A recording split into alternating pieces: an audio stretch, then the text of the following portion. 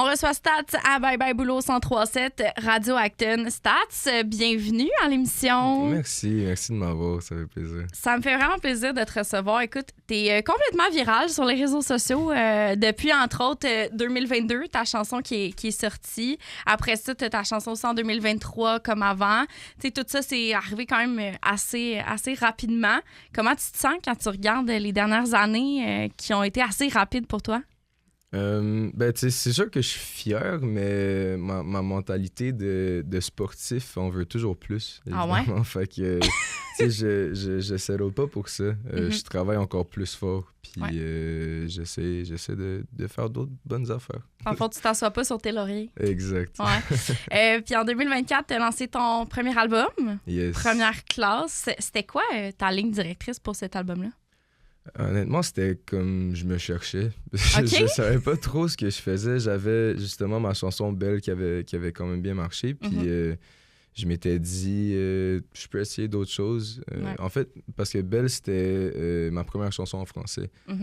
Puis après ça, j'avais pas fait d'autres chansons en français. Fait que je m'étais dit, tant qu'à essayer d'autres choses, puis essayer de trouver s'il y a d'autres lignées qui peuvent m'intéresser. Mais finalement, c'est resté un peu dans le même style. Mais... Ouais, t'es resté dans le même vibe. Ouais.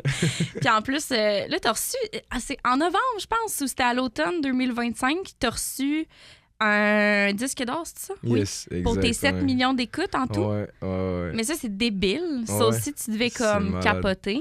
Ouais, surtout que j'ai écrit cette chanson-là dans mon bain. T'as écrit Belle dans ton bain. Ouais. OK, parfait.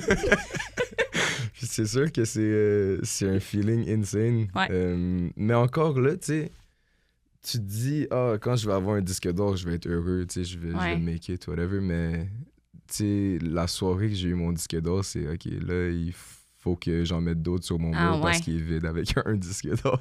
Mais c'est vrai, c'est comme ça te pousse tout le temps à vouloir faire plus, dans le fond. Ouais, exact. Ouais. C'est ça. C'est un peu sabotage comme façon de penser, mais ça m'aide à travailler plus fort. Fait que là, t'as-tu réécrit des tunes dans le bain? Là? Ça a marché pour la première, on va en réécrire une autre. J'aurais peut-être essayé, honnêtement. Non, mais c'est pas comme si t'avais pas d'autres succès, là, mais... Ouais, ça va peut-être remplir mon mur un peu. Oui. Puis là, t'es en plein dans ta première tournée.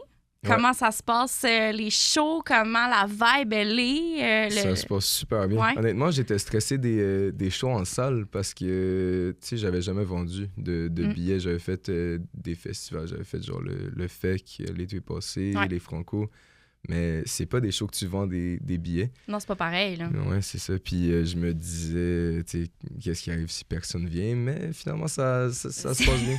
Ça se c'est vraiment poser la question. Ouais. Ben, je pense que tous les artistes se posent la question. Okay. Même 5 minutes avant le show, les artistes sont comme, y a-tu du monde? Même s'il y a 200 billets de vendus, on a toujours peur qu'il y ait personne. Ça doit être comme excitant le moment, genre, que t'es comme derrière le rideau d'un coulisse, mettons. Puis là, t'es comme, il y a combien de personnes? Ouais, excitant. Mais angoissant? Stressant. Et quand t'embarques sur la scène, ça devient excitant.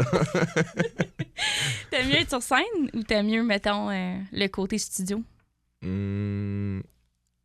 Ou ça dépend? Ça dépend. Ouais. Quand je suis plus dans une phase heartbroken, Loverboy, j'aime bien être au studio. Mais il y a rien comme la scène. Ouais, je comprends. T'as des moments que t'aimes être dans ta bulle, d'autres moments que t'aimes mieux être dans le public. Ouais, mais quand je suis dans le vibe Loverboy, Heartbroken, puis je suis sur la scène, on dirait que je ressens plus mes chansons. Ouais, ça peut. Dans les deux cas, je pense la scène. Ouais. OK. C'est comme si t'as un moment genre nostalgique devant le monde. Ouais, mais c'est un peu comme si tu vois plus les personnes, peut-être.